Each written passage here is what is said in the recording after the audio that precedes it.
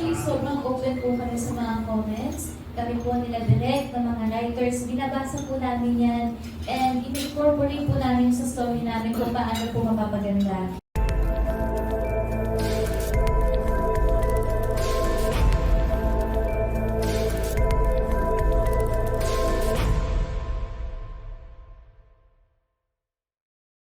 Of course, in every show, there will always be critics.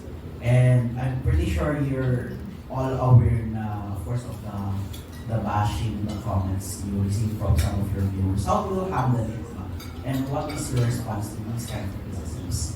Actually, sobrang open po kami sa mga comments. Kami po nila direct na mga writers. Binabasa po namin yan. And in-incorporate po namin sa story namin kung paano po mapapaganda. Hindi po kami na-offend kasi alam po namin na helpful po yun eh. It's not hate, it's constructive criticism. Katulad po sa akin, nung start po ng show, sinasabi nila na parang kasi batang doktor po ako dito, so parang hindi daw po bagay, ganyan. Pero ganun po kasi talaga yung naging character ko, yun po talaga yung description sa character ko. Pero syempre, tinake ko din po yung comments na yun para mas ma-inspire pa and mas ayusin po yung trabaho ko. And ayun po, more than na-offend kami, mas na-appreciate po namin yung mga comments, kahit anong comment pa po yun.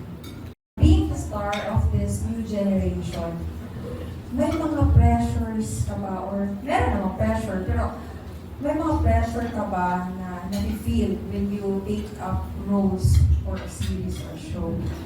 Of course po, I think kung wala pong pressure, parang wala pong challenge. I think kung hindi po nape-pressure ako sa tao sa gagawin niya, hindi niya po masyadong binabago yung ginagawa niya. And ako po, alam niyo po, mas pinapressure ko pa yung sarili ko kaysa nape-pressure ako sa mga sinasabi ng ibang tao. Kasi syempre gusto ko po na lagi ko pa po nakikita yung sarili ko. Yun po kasi yung mindset ko na ako po yung sarili ko ng competition. So actually nakaka-pressure po talaga kasi sobrang successful po ng abot kami na pangarap. So ang pressure ko po ngayon is ano pong gagawin ko sa next role ko.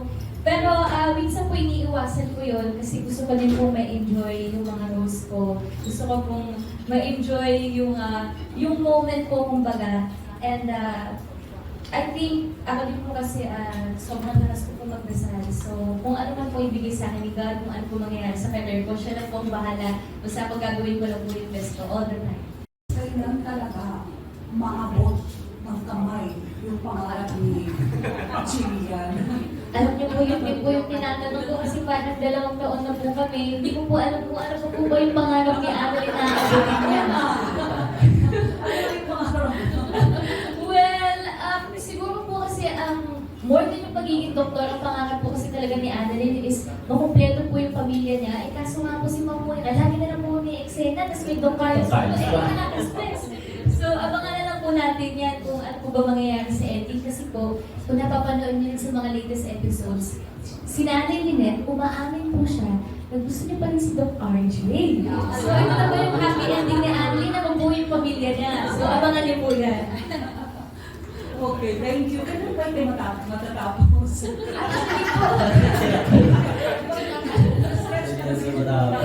Actually po, hindi din po namin alam eh, kasi kada may bago pong script. Nagugulat pa rin po kami sa nangyayari po sa kwento. So, well, ayun nga po, sana hindi pa po matapos din kasi alam ko po maraming na-inspire. Pero alam ko po, kahit ako nasi-stress na rin po ako dyan kanina Ma'am Moira. So, ayun. Kailangan makagindi pa po si Annalyn at si Nanay Lynette. Yun po yung abangan nila.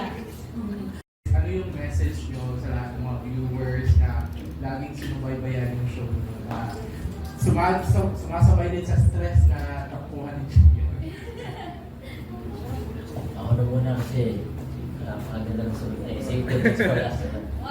Gusto ko po sabihin sa mga viewers na salamat po sa pagpapanood and sana patuloy po yung support nyo. And sana kahit naiinis na po kayo, for sure, susukli po yan ng kasiyahan sa dulo. And kaya abangan nyo po bawat episode. For sure may maitutulog po kayo malalaki at mabubuti magagandang lesson sa dulo. Ayun lang po, salamat. Ayun. Ako naman po, syempre, gusto ko po magpasalamat sa kanila kasi magdadalawang taon na po kami pero hindi pa rin po sila bumibitaw. Maraming salamat po dahil dinadamayan niyo po si Adeline at si Nanay Lynette sa sa kanilang mga problema, sa mga kanilang abot kamay na problema.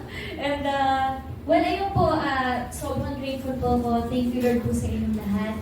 And sana na-inspire po kayo. So, ayun lang po, maraming salamat po sa suporta. Sana wag niyo po kayo magsawa dahil sana damayan niyo pa po si Annalyn at si Nanay Lynette hanggat maabot po talaga nila yung mga pangarap nila. Maraming salamat. And God bless you.